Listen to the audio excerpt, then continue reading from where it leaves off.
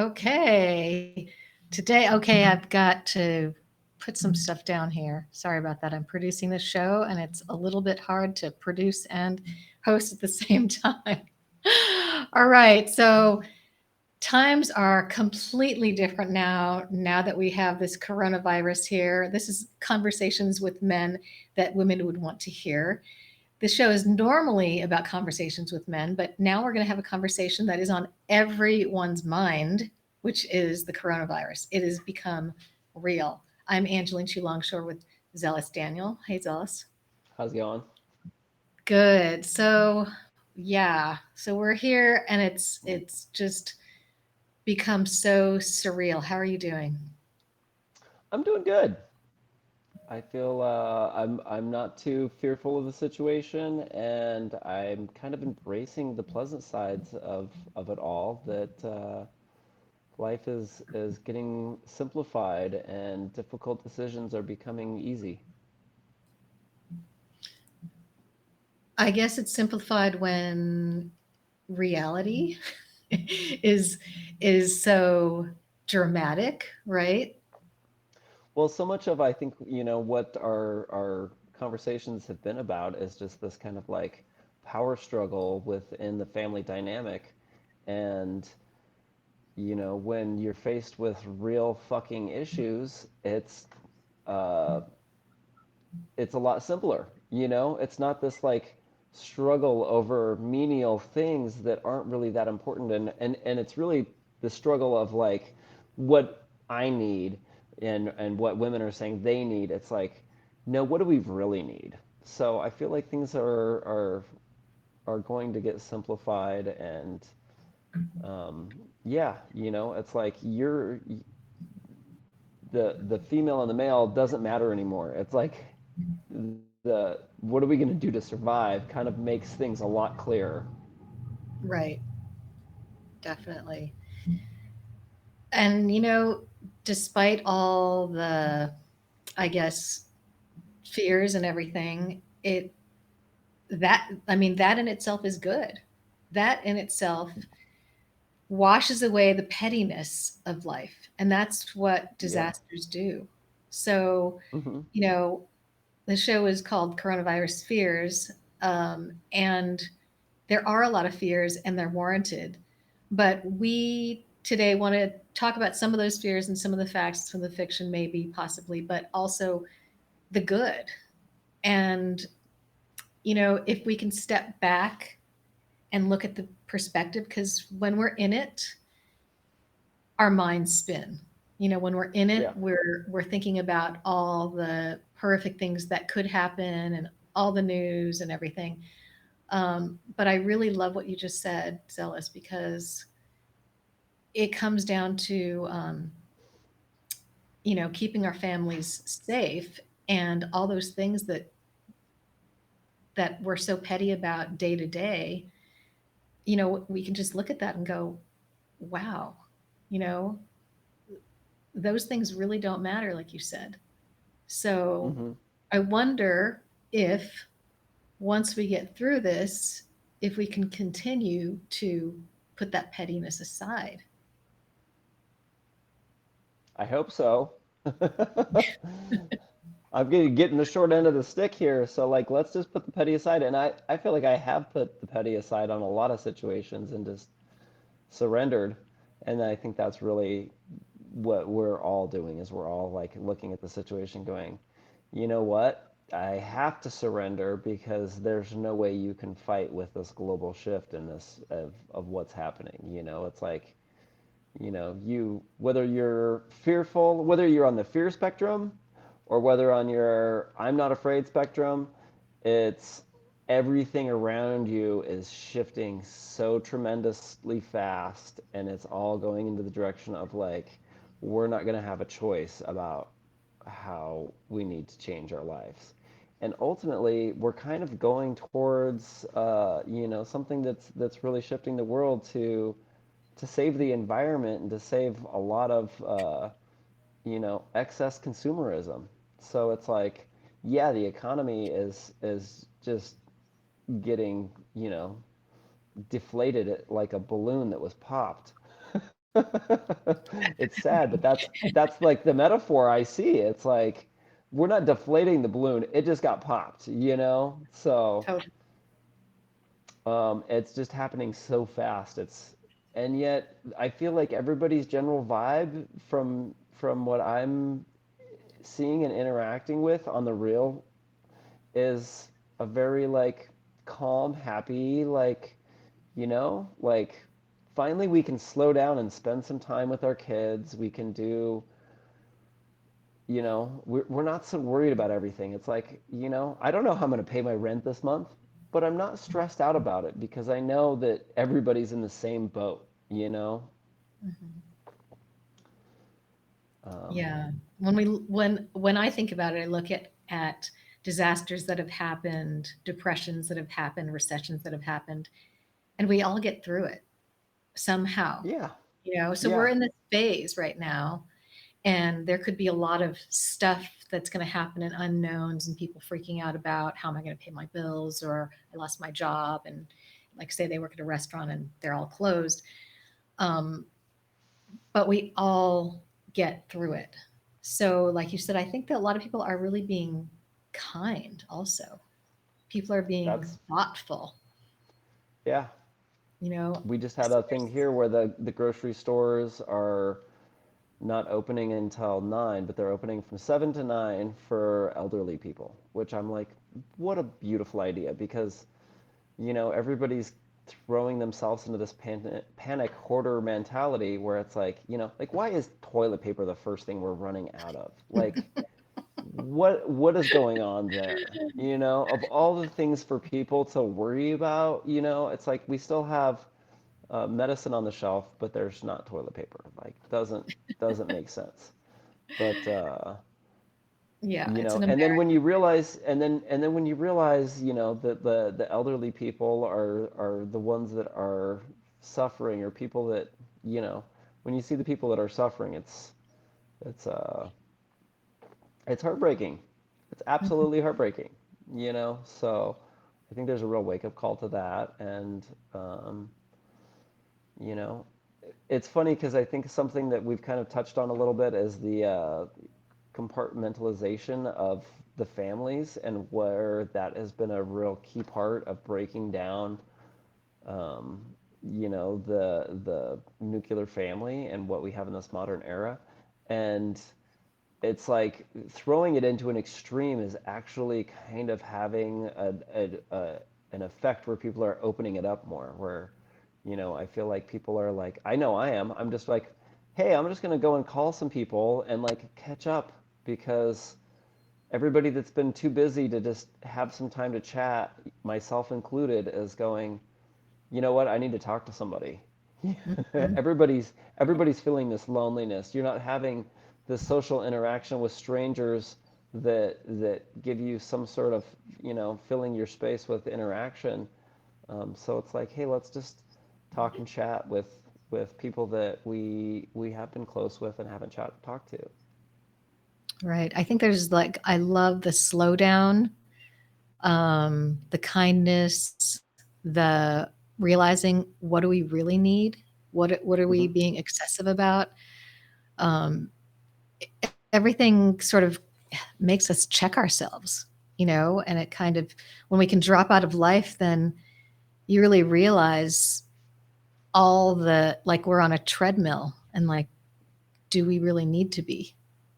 Hmm. And what really matters is actually what we're doing now is like connecting. um, and I mean, of course we have to work, but um, it's really actually a nice time. I know it sounds like terrible to say it's a nice time, but there are great things about it that um, I guess bring us closer to our humanity, really. Hmm. I know a lot of people, may not be feeling that, but if you think about it, think about how slowing down brings us to, if even if you don't have children, to just to yourself, like what do I really, what's really important to me?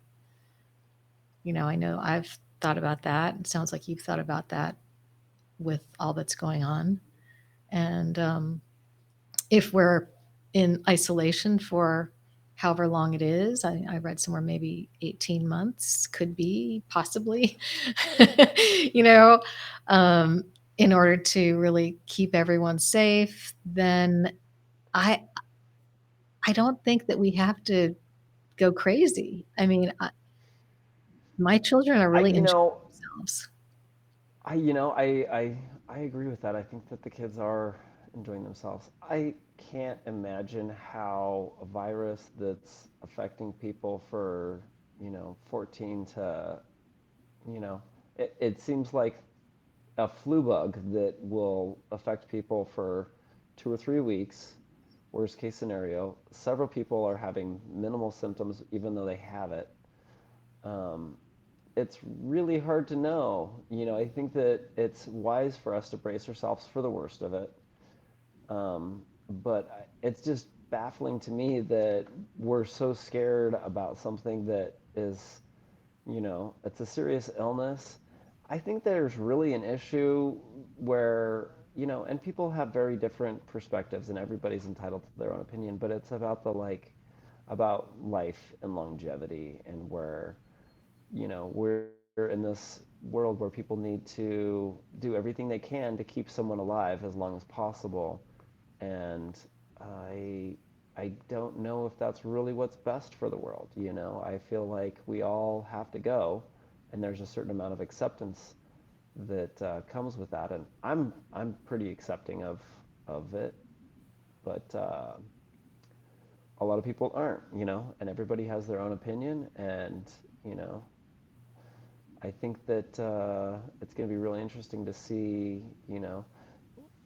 We've been moving towards this overpopulation and the environment, global warming, and everything that's happening, and it's like right there, the amount of uh, change that we're seeing in our environment in different places in the world already is just it's dramatic. Like if you look at the pollution level decrease in China. And I have a dear friend of mine that's in Venice, Italy, and she's like, it's so phenomenal to see fish swimming in the canals in Florence. Like, these murky, dark waters that we've been boating around in, that, anybody who's ever seen a picture of Florence, it's just a few weeks. And now these waters are blue and you can see fish swimming in them. And you know, it's an interesting one with our whole topic because I kind of had this thought about, I always lived my life thinking that the Mayans were pretty hip to a lot of what was going on and had some higher level understanding, whether it was alien or just awareness or connection on a high level. But their prophecy of the 2012, that there was going to be this polar shift, and it was like maybe 6 months ago, was just had this thought kind of come into my mind of like the polar shift happened, and the polar shift was not the planet turning from north to south. The polar shift was the female and the male, and I think that's a lot of like what we've been going through in this rising empowerment of women. And I kind of thought to myself as all of this information kind of came to my mind that like maybe what Earth needs is women to run the show. But I think what's happened is that the women have taken on this masculine role, uh, and that's not really what they need. And so I kind of feel like on some level, what's happening might be like the whole world is actually going to have to feminize, and maybe what we're going through is actually going to be one of these things where we're going to have to go back to our tribal roots. Maybe this is like what we needed to shift our culture and our society to bring us back into the way that we're actually designed to evolve and to work as a family. And, we're living in interesting times. It'll be really interesting to look back in a few years and be like, where are we at now? It seems like we've had, especially as an American culture, we've had so much given to us. We've lived this life of decadence on such a, a huge level that, bringing it back. And we've had all of this material decadence, and we're having this power struggle. And yet, I don't feel like there's a whole lot of happiness that's really coming from it. It's like there's more struggle. So maybe through all of this, there will be the shift, and we'll be able to appreciate a more simplified life in this modern era. You What know, do you think? this is such an opportunity for a reset, which is what I'm hearing you say. It's like, Yeah. okay, we've been we've been in this materialistic boom.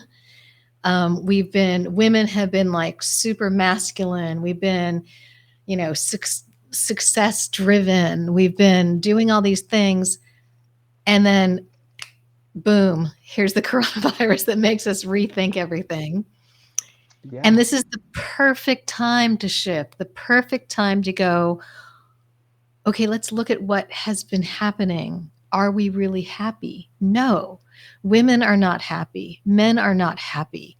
Children are not happy. And it it doesn't work for a woman to act like a man. It doesn't work for a man to be more feminine to balance that.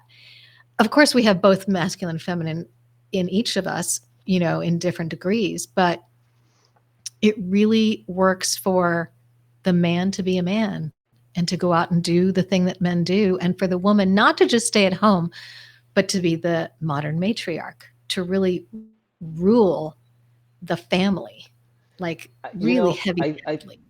I think that's such a really powerful thing because, men are faced with difficult decisions. And I think that anybody who's faced with difficult decisions needs to have counsel and advice. And that's something that's always been the case. So, like, when you say that the women are ruling in a matriarchal way, it's really a situation where you need to have the person who's making the decisions be well informed, and the person who's actually has the most influence doesn't need to be the one who's held accountable for the decision. So it's like, I think what you're saying is absolutely true, and it's like,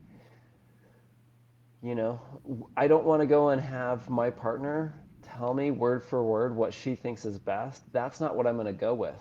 But I am going to value and appreciate the person that I love and trust's opinion more than anyone else. And that is really where decisions are going to be made. And if it's going to be a hard decision, and then it's going to be made, and it's not going to fall on the blood is not going to be in the hands of my partner. You know what I mean? It's like, and I think that's a really important thing because, for the longevity of the family historically, well, it's like if there were bad decisions made, then the man was the martyr, and the woman could still raise the family and could still be able to take care of the rest of the family, even though the male would be the one that was persecuted. And I think that is for good reason. Mhm. I, So I completely agree. I'm just going to turn on the light because it's gotten dark now, and I feel like I'm actually in the dark. So yeah, the sun is set. exactly. There we go. Okay, that's much Yeah, better. I was getting darker and much darker. better. Much Um, better. well, if we think of it as, you know, I think it's just that women today don't know where to get their power. And the power is, if we think of the model as the king and queen. So the queen always supports the king, but they do make the decisions together. Yeah. So it's a partnership, and it's not I'm going to get mine and you're going to get yours. As we talked about, it's the team for the kingdom, for the entire I kingdom. mean, let's look at our last president, and I think that is like such a clear and obvious thing to reference here because with the Obamas, like you really thought of the Obamas as it's like you have Barack as our president, but Michelle was such this wonderful presence, and that she was a great influencer, and that's probably a reason why our country rebounded from the last you know recession the way that it did. And I think that people just really respect that, and you can see that it wasn't just Barack, it was Michelle as well. Hmm. And it. Imagine if they were in the White House right now, how much more calm there would be in this country. I think Yeah, even with this going on, and so we as parents can be that. We can be that force that's the calming force during this whole fiasco for our families. We're hmm, going through a lot right now, and I think this can be the reset time. But I would love for people to know that the mom and dad, we are the ones to set the tone. And if Michelle and Barack Obama were in office, the tone would be supportive and leading and helpful and truthful and transparent and confident building and truthful. yeah, yeah. So that's what we need to be to our children and to each other and come together. So, I think there's a lot of good coming out of what's happening right now, even though it's a trying time. You know, my general census too is that people are really aware of that, and it's like in general, my day-to-day interactions and just the way I feel everybody's being so considerate. I'm like, the money stress is of course an obvious, but I do not feel the money stress. I felt more stressed when I had a steady income and I was more stressed out 6 months ago than I am today, and it's like, why is that? And it's because it's like we're appreciating what's really important, and you realize that I'm not going to lose what's really important to me, Hmm. you know, like we're all in this together. And so, I think that's the thing. We're all in this together. It really does feel like we are all suffering together, and there's comfort in that. There really yeah, is truly comfort in that. So I'm not afraid either. I'm not afraid of death in general, and maybe the people who are afraid of death feel that, fear. But as far as income, I know our family is going to take a hit for sure, but I'm not afraid. I just feel like because we're all in this together, we're all going to figure it out together. yeah, And I feel that from everyone, from my neighbor who is they're older people, and we asked them if they needed us to go get groceries for them or anything, and they were just so appreciative, and they said, no, we're okay. And they didn't sound panicked. I mean, people are, I think, feeling love. It's so, I feel like there's so much love in the air, um, and comforted that we're all suffering. We're not even suffering. We are all in this predicament yeah, together, yeah. and No, it's it's going to be okay. and I've watched the last couple of little presidential addresses the last couple days, and it seems like it's one of these things where we've been in such this divide of Democrat versus Republican, and it seems like everybody's like, that's out the window.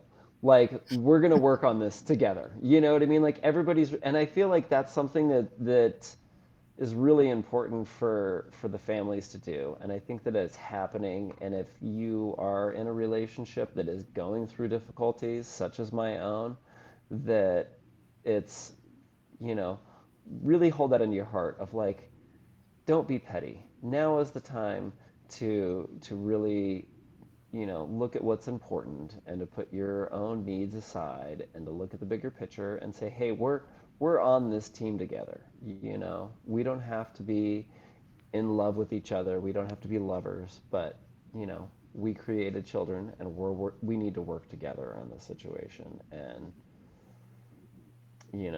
that's just the truth of it. Like I feel like that's happening, and um, if you're on that path, keep it up. You're doing the right thing. So, And I think that you and I, we may be feeling that way and in that mode. So I'm just thinking that there may be people that are watching that maybe they don't feel so calm. Maybe they're scared, and Their fear is driving their actions, and they might take it out on their partner or ex-partner or ex-spouse or whomever. Um, just take a step back and think about what togetherness could create. Like Zealous was Hmm. saying, even if you're not together, even if you're not married anymore, we still can do better if we're doing things together. And the fear that someone is going to get something over you, like that's usually the pettiness, is that the fear that you need to grab all you can, like the toilet paper. It's sort of like um, the woman thinking, oh, I need to grab all this time because of her corona fears of, I don't know, like I really don't know what people are thinking because I'm not fearful. But if you are having thoughts that, your husband, your spouse, or whomever is um, your enemy, this is when you need to just step back and say, what can we do together? Hmm. Because our actions are going to make all the difference in how we get through this. I had a friend who had MERS, which is the Middle Eastern um, uh, variety, I don't know what you call that, of SARS. And it was the most horrendous of all of them. And they were in a really tight knit community. So they were able to band together, come together, and decide what they were going to do together and isolate. And they got over it in 8 weeks. And so coming together, what we do, our actions, our decisions, if we can come together, that's how we can get through this. If we're being individualistic, thinking about ourselves, then that's where the problem is. That's where the issues are of people thinking, well, I'm not sick, so I'm going to have my freedom to do what I want to do. I'm going to, you're not sick, I'm not sick. Let's just like secretly get together because, I'm not going to listen to the rules of whomever. Well, this is a global situation. So if you want to follow what my friends community did, and really we could get through this quickly rather than being in it for 18 months where everyone suffers for longer. We could actually get through Yeah. it faster. I think that the 18-month thing is such a like worst case scenario. I feel that something that has if people aren't aware, the CDC has kind of been needing to kind of control the situation very understandably because the research and development and the testing, they don't want to go and give out samples of this virus that could potentially contaminate and expose more people to it. And it has just been the last couple of weeks that they said, we need to go and release this to the private sector. And just within the course of 2 weeks, the private sector has been able to bump up the amount of production for testing equipment tremendously. So it's like we originally had test kits, but then in order to process the test kit, it was an extremely limited bottleneck of how much testing could happen. So right now we're kind of in this situation where I don't want to go and give you exact numbers, but the number of tests that have been taken versus the number of them that have been processed. It's been like a 5 or 6 day processing period for the few people that have been able to be tested. It's been a real slow thing. So that's opening it up to the private sector and letting some of these bigger, well-equipped, you know, the pharmaceutical companies that I personally despise have the money and the ability to produce stuff. But opening that up, and then something that they've recently done as well is opening up some of the regulations so that 3M and some of these large companies that are able to produce filters and masks and different medical equipment don't have to be liable on the medical level, is going to allow a lot more production. So I think that, fortunately, we are getting with the program really quick. And I think that as quick as things have changed in just the last 2 weeks, we're going to see advancements happening really quick. I would love it if, you know, I would love it if we could have a real clear, direct source of information, but right now we don't. We have a very wide scope of, worst case scenario versus what are we worried about, and it's really hard to judge where we're going to land, and we don't really know.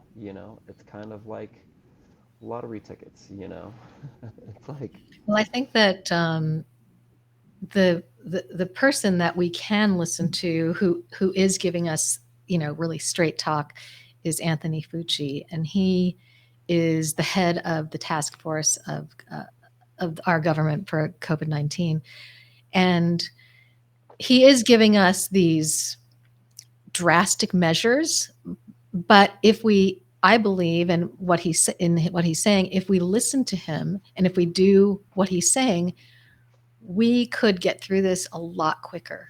So it's not to say that it will be 18 months, but it's putting these numbers out there and saying it could be, depending on what people do. And if we yeah. actually do what he says, it could really make a difference and shorten the time. So, you know, I feel like I keep saying the same thing, but really, it's really paying attention to being socially responsible, and um, we have all these fears, but and really not listening to the misinformation. There's a lot of misinformation out there. Hmm. So the CDC is the place to go for real information. And Anthony Fucci, who is the head of this task force, and he has all the information from the scientists and the data. He's getting all that up to date data of what's happening. So we can hear what they're discovering, as because the virus, they don't actually know a lot of things about it. So scientists are learning things as we go. And so he's the one who's able to tell us really what's happening. So if we just don't listen to the misinformation of the conspiracy theories or political theories or any of these things, just realize that I think everyone is trying to do their best in giving us information so we can all get through this. So Hmm. just going to the right sources for information will help, so you don't have to spin out of control in your mind with all these false things that are going out there. And yeah, I feel like we really could get through this. It's a matter of what we do, and if we're Yeah. not reacting on fear. I have I have a friend who, I guess he was worried. I'm in a mastermind group, and he was worried that we were going to judge him for wanting to fly to see his family, and he wasn't sure, but he thought he had contacted some people with the virus. And we were talking to him about how he could maybe wait 2 weeks and drive instead of fly and different things. And it's that personal urge, that emotional thing that makes you go against the sensible actions. So if we can just which is the urge to grab like two big 30 rolls of toilet paper. It's like, all those things. It's like, okay, just step back and say, yes, you want to be with your family, or yes, you want to be supplied in your bathroom, but in actuality, if you look at the big picture at the end of it, there will be distributors who will have toilet paper if we don't all get crazy and get Yeah. greedy, get emotional about it. So it's the emotions that drive the problems. A lot of the problems are from the emotions, and people trying to hurriedly, get on airplanes and hurriedly grab all these different things, and or else disregarding being sick and coughing in, public places if they are sick, because they have their own freedoms that they just feel like I should be able to go where I want to go and do what I want to do. The guy in Kansas who left the hospital, he was confirmed to have coronavirus, and he left and he's like, I'm going to do what I'm going to do, and I'm just going to live my life. And so he's now like, police are surrounding his house. So we really can't do, yeah, they're keeping him in his house. We can't really do those things anymore. But what I'm talking about is that emotional place that is driving our actions. So, if we can all just And just kind of be like like, reaching out, or one of these thoughts, of like what's driving it. It's like I think ultimately we kind of have this fear of dying alone, and that is like really where that seed comes from. mm, And so it's like I don't want to be in a quarantine room by myself in a hospital to have to die alone, or I don't want people that I love to have to go through that. So I think that is, something that we, for some reason, are engineered to have. And yet, ultimately, I think that's where a lot of people end up. If you have a long, healthy life, I don't know. I think that's where it's coming from. mm-hmm, right. That makes a lot of sense. That fear of dying alone. But we can avoid dying. A lot of us can avoid dying if we all do the right thing. It's the Yeah, people that are doing those crazy things that make it worse for everyone. And I understand, I mean, I told this guy who wanted to fly, I said, we're not going to hate you if you decide to fly. We're, we we realize you're human. People are going to do things, um, and yeah, the fears are real. So there is social responsibility, but then there's also, we're in this life because I believe we're supposed to make mistakes and be human and learn something from it. yeah, So if we don't do it perfectly, that's okay too. Um, that's the human condition, to just do things and maybe be selfish, and it's okay. We all have that in us too. We all understand. But if you can try to be rational, it's better for it's better for your family, it's better for your kids to witness you being rational. And um, absolutely. because most people watching this are families and parents. So if you want to set an example for your children, I think try to do the right thing. Yeah, and I think that, there's really an element that I think is one of the greatest struggles of humanity is self-control. And just to go and like recognize, within our own family dynamic and with the male and the female dynamic and with everything that's going on, it's like ultimately we are we have impulses. We're impulse-driven people as a culture. We want that instant gratification, but yet we also are continually trying to just spread knowledge and awareness and information of like, hey, that short pleasurable experience is going to come with repercussions, and it might not happen for a long time. You might get lucky and not have them, but like if you really want to not lose money, don't gamble, and it really comes down to having self-control. And I think that's a big part of where the family dynamic is important is once you kind of have kids and you become a family, you have to have a lot more self-control and really look at the bigger picture and not look at what you want for you and what serves you and what your desires are, but to go and have that self-control to say, you know, I could take a vacation, or I could, put some money into my kid's college fund, or, just having to understand all of how self-control works, and it's something with, myself and my partner of like recognizing like, my partner doesn't have a drinking problem. She has a self-control problem. It's not a food problem. It's a self-control problem, and it's like we all have that. I'm absolutely guilty of it, and I think that, a lot of it kind of comes to like impulsiveness, which is, the first feeling you have. And oftentimes that first feeling is the right one, but oftentimes it's not. And you have to really be able to practice self-control and work on that to be the best version of yourself. And this is the perfect correlation, I think, from self-control of what our actions are related to this coronavirus and what our actions are related to our families. I mean, Hmm. it is the perfect correlation. If we do have self-control and we think globally or we think team-wise in the family, then everybody is better for it.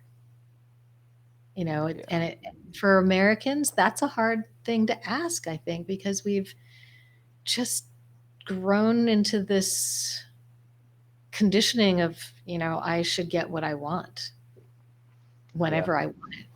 And I think, kind of something we should, just kind of talk about is how the like stockpiling of supplies and hoarding is ultimately not doing people any good.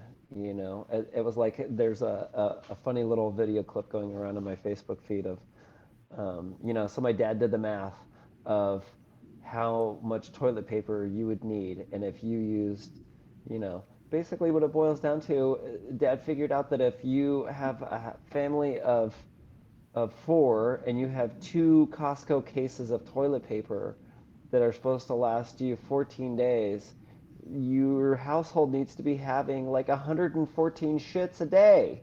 it's like what is going on, people? Like if you like the math, you just do the math. Like what are you thinking? And you just have to come back to, thinking about the elderly or people that, aren't able to just make it to Costco, and it's like they're showing up at, Walmart, and there's no toilet paper left, and it's like how how is this going to play out?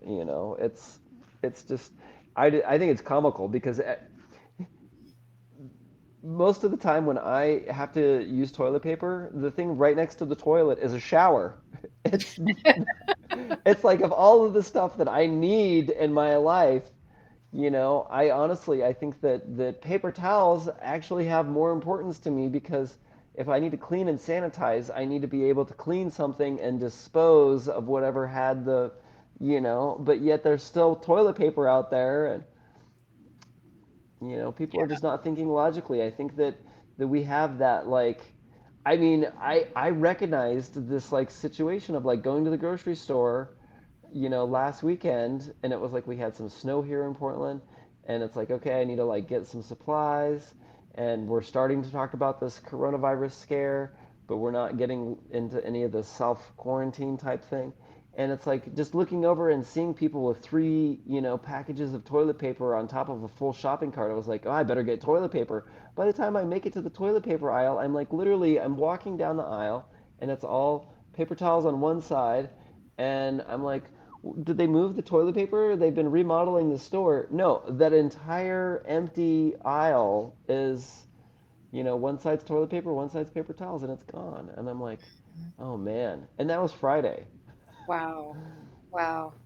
And people So, from other countries laugh at the Americans doing this because they don't necessarily use toilet paper. I mean, no, we every probably shouldn't be using toilet paper. Like, so it's not a necessity. I mean, water is a necessity. Food, shelter, exactly, clothing, exactly. those are necessities. It really is so interesting. I don't know why that gets to me too, the toilet paper thing. It just just Well, goes what do they to say? What do they say that of all of the like the black box recordings of people's last words right before dying? What do they say? They say, "Oh shit." Like that is the last thing, the most common last words of anybody dying. Oh Really? shit. I didn't realize that. That is hilarious. Hilarious. Well, Yeah. we should probably wrap up. This has been a great conversation. Just kind of checking in to see where we're at. You and I have a lot of similarities in how we feel. I'm not sure what you feel out there. If you have any comments, please let us know. If there's anything that you want to check in with us about, great. Um, I think what I want to do is end with some fun stuff because everything is so Yeah. tense. So I'm going to put up a few fun things that I've gotten from my my book club sends me these funny texts, which are so great. Things that are floating around on I Instagram. gotta say, we gotta get more memes out there because I think that they're absolutely like the most comical and best part of all of this. So many people are on social media right now because we're in self quarantining, and some of the memes are just great. And I have yet to actually make any memes, but I want to see some people taking the Dos Equis guy and making some of those some memes. So if you're watching this out there, you know, I don't always get sick, but when I do, it's Dos Equis, whatever it is, something. Let's give us some of those, some Dos Equis memes to play off the coronavirus. That sounds great.